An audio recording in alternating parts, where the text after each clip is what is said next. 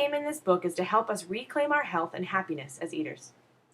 To do this requires an exercise that might at first blush seem unnecessary, if not absurd, to offer defense of food and the eating thereof. That food and eating stand in need of a defense might seem counterintuitive at a time when overnutrition is emerging as a more serious threat to public health than undernutrition.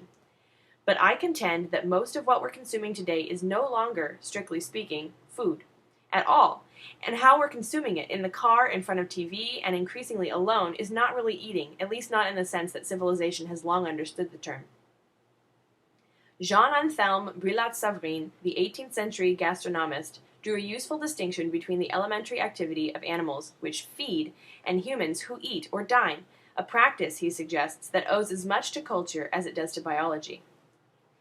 But if food and eating stand in need of a defense, from whom or what do they need defending? From nutrition science on one side and from the food industry on the other, and from the needless complications around eating that together they have fostered. As eaters, we find ourselves increasingly in the grip of a nutritional industrial complex, comprised of well-meaning, if error-prone, scientists and food marketers only too eager to exploit every shift in the nutritional consensus. Together, and with some crucial help from the government, they have constructed an ideology of nutritionism that, among other things, has convinced us of three pernicious myths. That what matters most is not the food, but the nutrient. That because nutrients are invisible and incomprehensible to everyone but scientists, we need expert help in deciding what to eat. And that the purpose of eating is to promote a narrow concept of physical health. Because food in this view is foremost a matter of biology, it follows that we must try to eat scientifically, by the nutrient and the number, and under the guidance of experts. If such an approach to food doesn't strike you as the least bit strange, that's probably because nutritionist thinking has become so pervasive as to be invisible. We forget that, historically, people have eaten for a great many reasons other than biological necessity. Food is also about pleasure, about community, about family and spirituality, about our relationship to the natural world, and about expressing our identity.